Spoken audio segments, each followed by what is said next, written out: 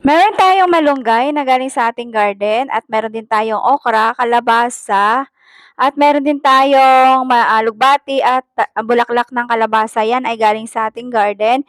Kalabasa lang yung aking binili at nagpakulungan muna ako ng 2 basong tubig.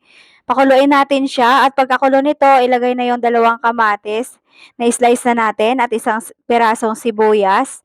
At lagyan natin ng kaunting asin. Konti lang muna kasi pwede naman tayo magdagdag pagka kulang sa asin. At ayan po guys, ilagay ko na rin yung kalabasa. Pagsabayin na natin para mabilis kumulo or lumambot yung ating kamatis, sibuyas at kalabasa. Ayan, takpan muna natin hanggang sa lumambot ang ating gulay.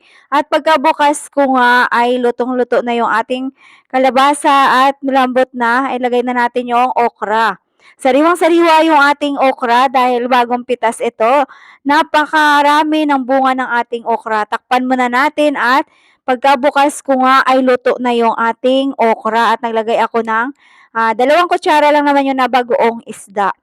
Yan ang pampalasa natin. Mas masarap yan kasi wala naman tayong ibang sahog at linagay ko na rin yung ating alugbati at bulaklak ng kalabasa. Pagsabayan na natin sila.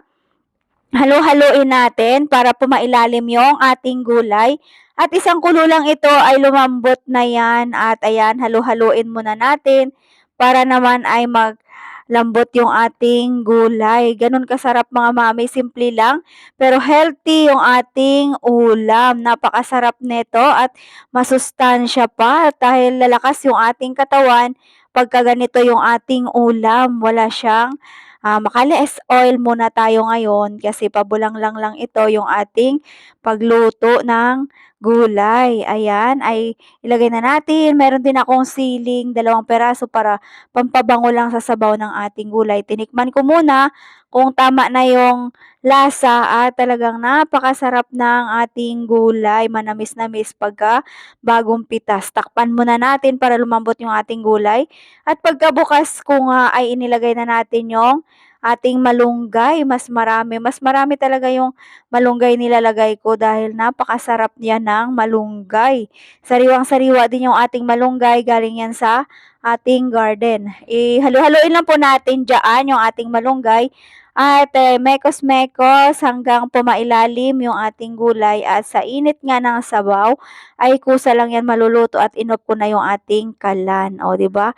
Ganyan lang kabilis magluto ng gulay at talagang napakasarap ng pagkakaluto ng ating gulay. O 'di ba, luto na, pwede na tayo mananghalian at na yan ay tinikman ko na naman kung talagang masarap yung luto.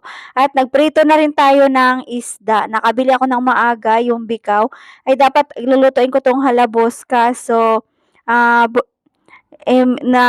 prito na lang kasi yung mga bata hindi naman kumakain ng gulay. Ayan, may prito silang isda at talagang napakasarap nitong isda na 'to. Hindi siya matinik at ayan na guys, luto na. Ilipat ko na sa ating lagayan dahil luto na yung ating isda. O ayan na guys, luto na yung ating isda.